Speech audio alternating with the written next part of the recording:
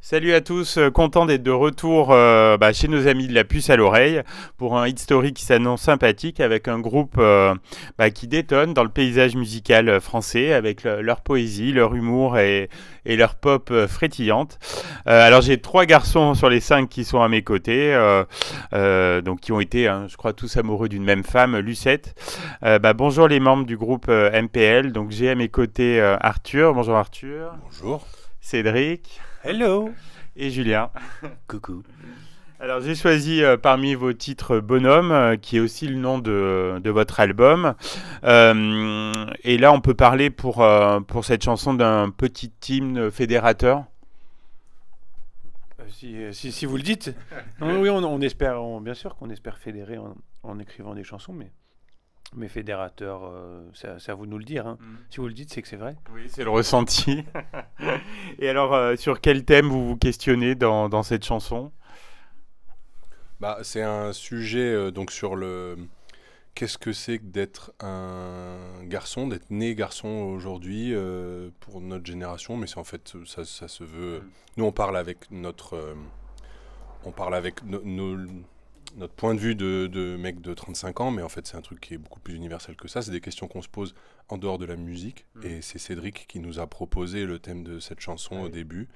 Et qui a soulevé plein de discussions, plein de questionnements dans le groupe et qui a abouti au morceau qui est sur l'album. C'est quoi justement pour vous la définition d'un bonhomme?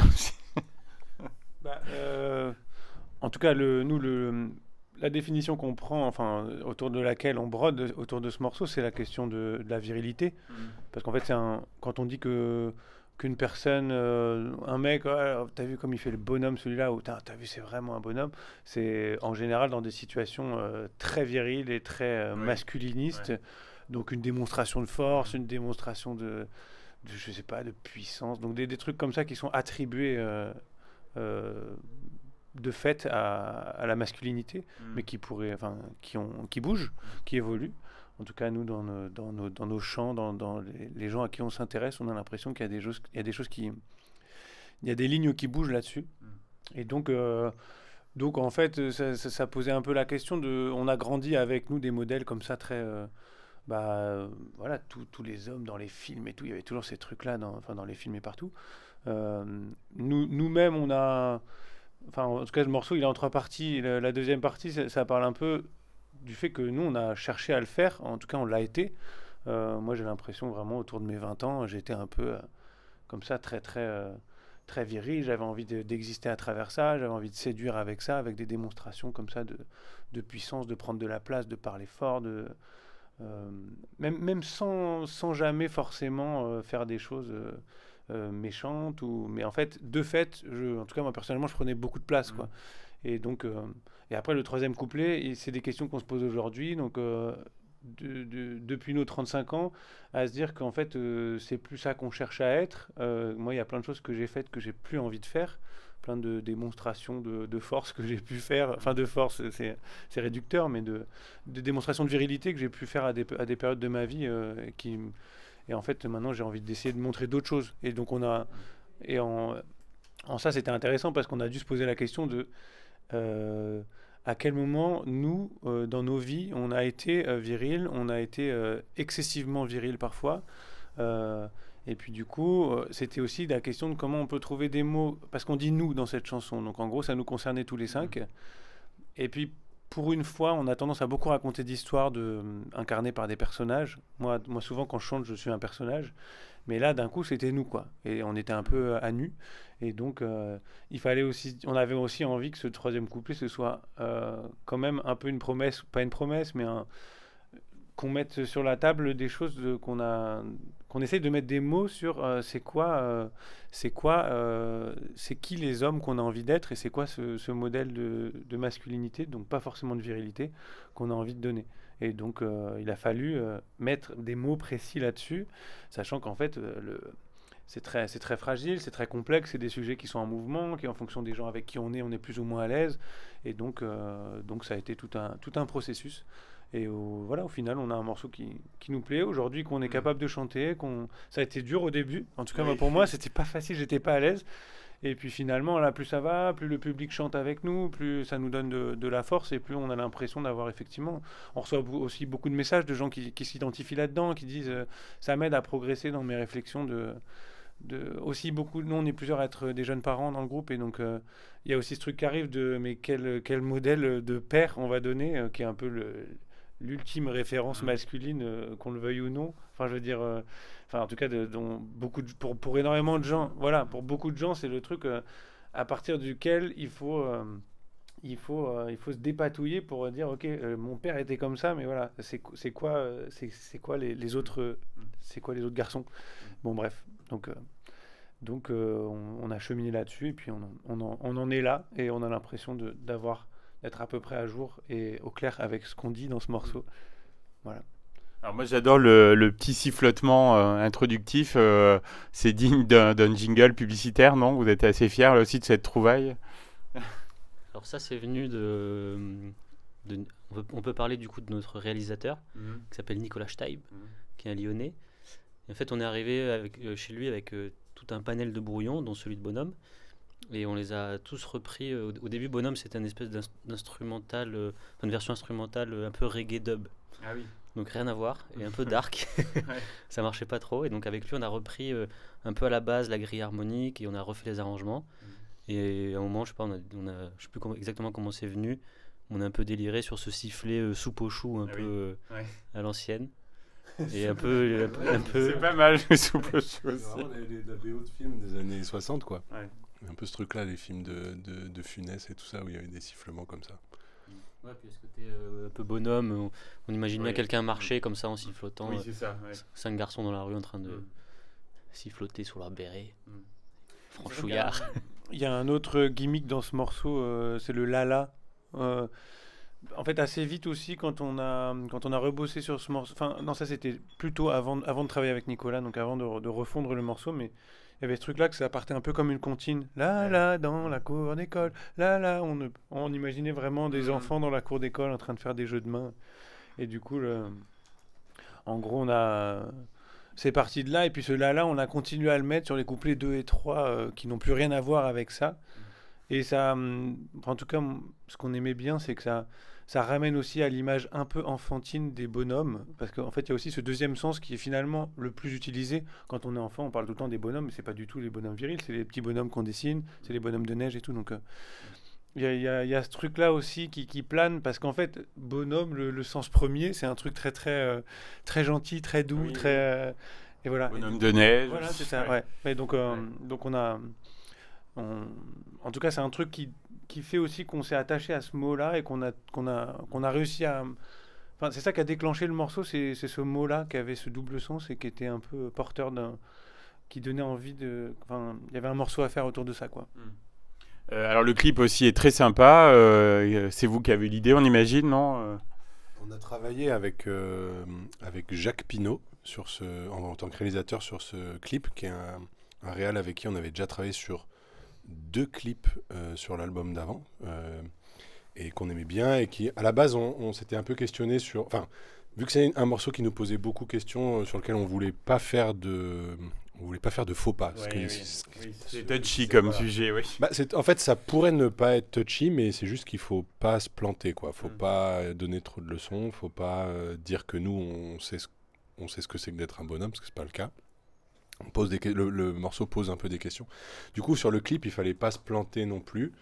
Et le Jacques Pinault, c'est quelqu'un qu'on apprécie beaucoup aussi humainement, en dehors de la relation professionnelle qu'on a avec lui. Et on savait que lui, il a une réflexion assez poussée sur ces sujets-là. Et du coup, on s'est dit qu'on allait travailler avec lui. Et on est passé par plein d'étapes de scénario. Un clip, c'est très court, donc il fallait illustrer ce que raconte le morceau, mais avec des images très fortes, très impactantes, et aussi de manière plus triviale. Fallait pas que ça coûte 40 000 €. Donc il y avait tout. À chaque fois qu'on fait un clip, en tout cas, il y a ces questionnements-là. Est-ce que la vidéo, elle sert vraiment le morceau? Est-ce qu'elle raconte pas autre chose? Est-ce que c'est facile de rentrer dans l'histoire que raconte le clip? Et du coup, on est arrivé sur cette idée avec Jacques de pas de décor. Déjà, c'est un fond noir. Il y a C'est très simple, il n'y a que les personnages qui racontent l'histoire. Et il nous a appelés chacun séparément pour savoir un peu quels étaient nos modèles, quels étaient nos références de virilité et de masculinité quand on était enfant et ado. Donc on a répondu un peu chacun ce qui nous passait par la tête et les trucs qui nous avaient un peu marqués. Lui, il a fait sa tambouille avec ça et il nous a proposé des archétypes de personnages. Donc il y a cinq archétypes de bonhommes. Et après, à partir de là, une fois qu'on a décidé que c'était ça et que l'histoire était en fait assez simple, que c'était du playback et qu'on s'amusait sur la musique et qu'on racontait pas une histoire autre que vraiment d'illustrer les paroles. Après, c'était que du fun, quoi. Il y a Ben Nevers, qui est un ami de Jacques Pinault, qui est un youtubeur connu pour parler de ces sujets-là, justement, pour aborder ces sujets-là, qui a accepté de participer au clip. Et du coup, c'était vraiment très... L'ambiance était vraiment hyper cool, quoi, d'avoir des costumes, c'était vraiment un jeu. On l'a vraiment filmé comme un jeu. Et je pense que le résultat correspond à ce qu'on imaginait, qui était que ça n'avait pas la prétention d'aborder des grands sujets en 3 minutes. C'est vraiment juste de l'illustration du morceau et avec un côté fun où nous-mêmes on s'est amusé, et j'espère que ça se voit dans le clip, quoi. En gros, je peux résumer très rapidement le clip, mais du coup dans le premier couplet, il y a 5 enfants qui nous incarnent tous les 5, parce qu'on est 5 membres dans le groupe. Donc il y a un cow-boy, un chevalier, un aventurier, un super-héros et un empereur. Donc c'est vraiment ces grands clichés. En fait, on s'est dit, c'est aussi une façon d'être pas trop être donneur de leçons, c'est d'utiliser des archétypes que finalement personne n'est réellement devenu. Et du coup, donc il y a 5 enfants comme ça avec des costumes un peu d'enfants. Et après, nous, on a chopé tous les 5 des costumes vraiment de ciné, donc des trucs très très réalistes. Vraiment, en imaginant que dans ce deuxième couplet, on est Arthur, c'est un chevalier, vraiment, on y croit dur comme fer. Enfin, on est tous cet archétype comme ça. Et dans le troisième couplet, il y a l'intervention de Ben Nevers qui est un psy, et on nous voit tous les 5 un peu en train de douter, de craquer de cette personne qu'on est devenu. Et donc un peu voilà, on voit un peu on voit des personnages qui y croient plus, quoi, qui sont dans leur costume et qui ne croient plus au costume qu'ils portent. Voilà. Du coup, c'était pour résumer pour les gens qui voient pas le clip. Et puis voilà. Et après, ça se mélange. Les enfants chantent, nous on chante, et il y a une espèce de truc sur ces promesses de la fin de on sera des bonhommes. D'autres bonhommes. Et donc de voir des enfants qui chantent aussi, c'est une façon on trouvait ça assez beau, l'idée que eux portent ce message aussi, quoi. Voilà, malgré eux. Merci messieurs, je vous propose qu'on écoute Bonhomme tout de suite et on se retrouve juste après pour parler de votre actualité. De retour pour ce Hit Story avec le groupe MPL. On vient d'écouter Bonhomme, donc un des titres phares de l'album du même nom. Alors on peut dire que c'est un album qui fait la part belle à l'originalité musicale. Ah bon? Non, c'est vrai que vous avez un univers à part. Oui, mais ça, on s'en rend pas vraiment compte. Ouais. On a toujours l'impression de faire ce qu'on a envie de faire, enfin, ce qui nous plaît. Mais vu qu'on est 5, à chaque fois, on se donne des directions. On veut faire plutôt un album de tel style ou une chanson de tel style. Et au final, avec les remarques de chacun, on arrive toujours à... C'est pas du tout ce qu'on avait prévu au début. Et en plus, après, il y a comme je disais tout à l'heure, il y a le réalisateur Nicolas qui met sa petite couche par-dessus. Donc, l'originalité musicale, je sais pas trop, c'est un peu... Oui, vous n'êtes pas les mieux placés pour le dire, quoi. Voilà, en gros, le résultat, nous, ça nous plaît, et quand ça nous plaît, on est content. Nous, on a l'impression de faire des chansons simples et accessibles pour tout le monde. Mais elles sont accessibles, hein, mais non, mais c'est vrai, si vous le trouvez... Elles sont de ce qu'on entend en permanence, quoi. Sans commentaire. Et il y a pas mal de franchises, de remises en question. Vous vous remettez pas mal en question sur cet album.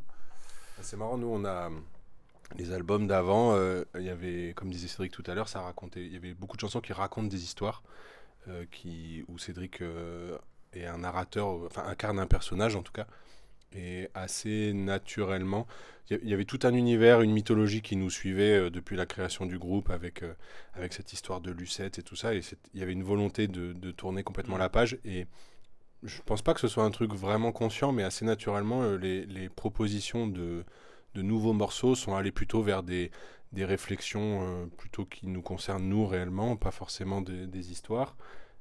Et on a pas du tout essayé de rapprocher les morceaux à la mythologie. Au contraire, on voulait pas du tout parler de ça. Et du coup, les thèmes sont assez variés et sont un peu moins dans des histoires comme on a pu les raconter avant, mais parlent peut-être un peu plus de questionnements qu'on a réellement nous en ce moment.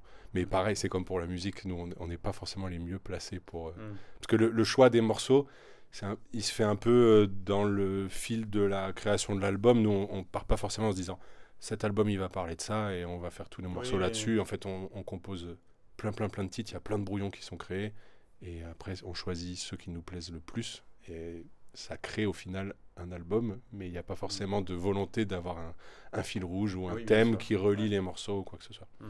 Vous avez pu le présenter donc au public là, ces dernières semaines sur scène, il y a eu pas mal de dates. Bah oui, on a fait une belle tournée au printemps, parce que l'album est sorti en mai, et on a déjà joué une vingtaine de fois ce nouveau spectacle, et c'est hyper cool. En tout cas, nous, c'est grisant de... Je sais pas si c'est le bon mot, grisant. Si. Non, c'est grisant de sortir un nouvel album et de voir, des fois, on jouait 2 jours après la sortie d'album, et il y a tout le monde qui chante toutes les chansons.